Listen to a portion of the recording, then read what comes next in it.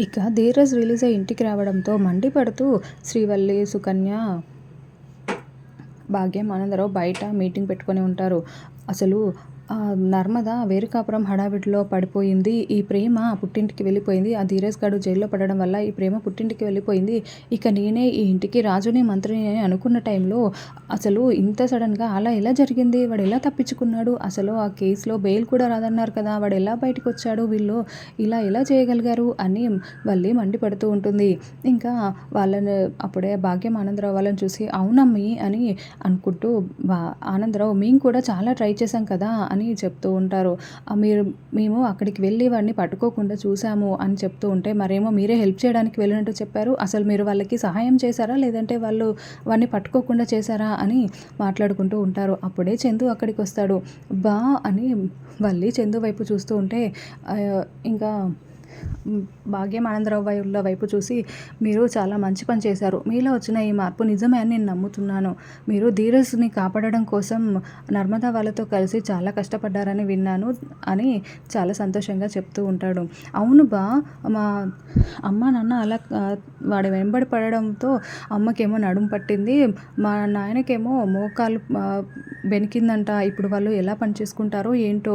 ఒకవేళ వాళ్ళు ఇలాగే ఇంటికి వెళ్ళిపోయి వాళ్ళకి ఏదైనా అయితే మనకు పుట్టబోయే బిడ్డకి అమ్మమ్మ, తాత అనేవాళ్ళు ఉండరు కదా బా!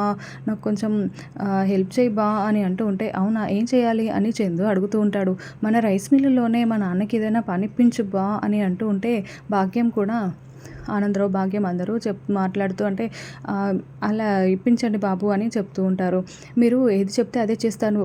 ఏదో నేను ఎలాంటి పొరపాట్లు చెయ్యను అల్లుడు గారు ఇక మీద అని ఆనందరావు చెప్తుంటే, బా ఆలోచించు బా, మనకు కూడా కొంచెం సాయంగా ఉంటుంది కదా అని వల్లి చెప్తూ ఉంటుంది. వాళ్ళు ఇక్కడ ఉంటే నేను కూడా హ్యాపీగా ఉంటాను బా, మన కడుపులో ఉన్న బిడ్డకు కూడా మంచిది కదా అని చెప్పడంతో, సరే అలాగే చూస్తాం, కానీ ఎలాంటి పిచ్చి పనులు మాత్రం చేయొద్దు, ఇక్కడ నుండి కుట్రలు కుతంత్రాలు ఏమీ చేయకుండా జాగ్రత్తగా ఉండండి అని చందు చెప్పేసి అక్కడి నుంచి వెళ్ళిపోతాడు. ఇంకా వల్లి చాలా హ్యాపీగా ఫీల్ అవుతూ ఉంటుంది. మరోవైపు ధీరజ్‌ని పోలీసులు కొట్టి ఉంటారు కదా!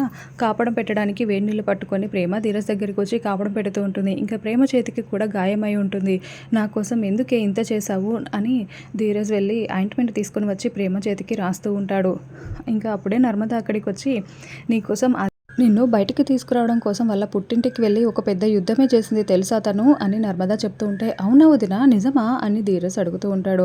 అవును ధీరజ్, అయినా నేను మాటల్లో చెప్పడం కన్నా నేను ప్రేమని ఇమిటేట్ చేసి చూపిస్తాను అని ప్రేమ భద్రావతితో మాట్లాడిన విషయాలన్నీ కూడా నర్మద ఇమిటేట్ చేసి ప్రేమలాగా చూపిస్తూ ఉంటుంది. అయ్యో అక్క వద్దక్క అని ప్రేమ చెప్తున్నా కూడా నర్మద భద్రావతికి వార్నింగ్ ఇచ్చిన విషయం అంతా చెప్తుంది. ఇంకా ధీరజ్ అదంతా విని ప్రేమ వైపు చూస్తూ ప్రేమ రెండు చేతుల్ని పట్టుకొని ముద్దు పెట్టుకుంటూ, నా కోసం ఇదంతా చేసావా పొట్టి అనుకుంటూ హక్ చేసుకొని నుదుటి పైన ముద్దు పెట్టుకుంటూ ఉంటాడు. ఇంకా మరోవైపు భద్రావతి ఇంటి లోపలికి వెళ్ళి వస్తువులన్నీ కింద పడేస్తూ చాలా ఇరిటేట్ అవుతూ ఉంటుంది. అక్క అక్క ఆగక్క అంటూ సేనాపతి అక్కడికి వస్తాడు.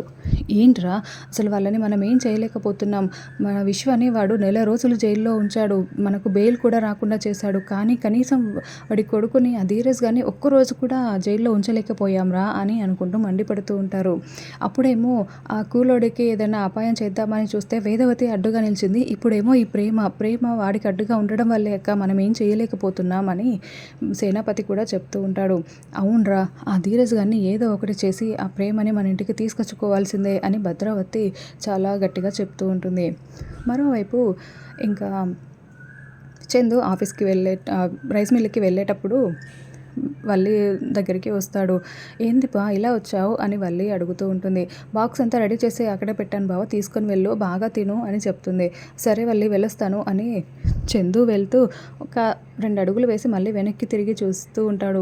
ఏంటి బా ఏమైంది అని వల్లి అడుగుతూ ఉంటుంది. అదే నిన్నొకటి అడగాలి అని అంటూ ఉంటే, ఏంటి బా అని వల్లి అంటూ ఉంటుంది. నాకు మన పాప హార్ట్ బీట్ వినాలనిపిస్తుంది అని చెప్పడంతో, అవునా అని వల్లి చాలా షాకింగ్గా చూస్తూ ఉంటుంది. ఇంకా సుకన్య కూడా అక్కడే ఉంటుంది, చాలా టెన్షన్ పడుతూ ఉంటుంది. అప్పుడే నర్మద, ప్రేమ అక్కడికి వచ్చి వాళ్ళ మాటలు వింటూ ఉంటారు. ఇంకా వల్లి ఏమో అది పాప ఇప్పుడు మన బిడ్డ పడుకుంటూ ఉంటుంది బా అని అంటూ ఉంటే, అదేంటి ఇలా మాట్లాడుతుంది వల్లి అని అనుకుంటూ నర్మద, ప్రేమ చాలా షాకింగ్గా చూస్తూ ఉంటారు. పడుకుంటే ఏంటి, నేను హార్ట్ బీటే కదా వినాలనుకుంటున్నాను అని చందు అంటూ ఉంటాడు.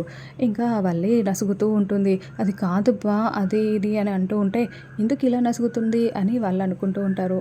ఇంకా ఏంటి ఇప్పుడు వినమంటావా వద్దంటావా అని చందు కొంచెం సీరియస్ అవుతూ ఉంటే, పర్లేదు బా విను అని వల్లి చెప్పడంతో ఇంకా చందు వల్లి పుట్ట మీద చెవి పెట్టి బేబీ హార్ట్ బీట్ వినడానికి అలా ఉంటాడు. మరి ఏం జరగబోతుందో వచ్చే ఎపిసోడ్లో తెలుసుకుందాం.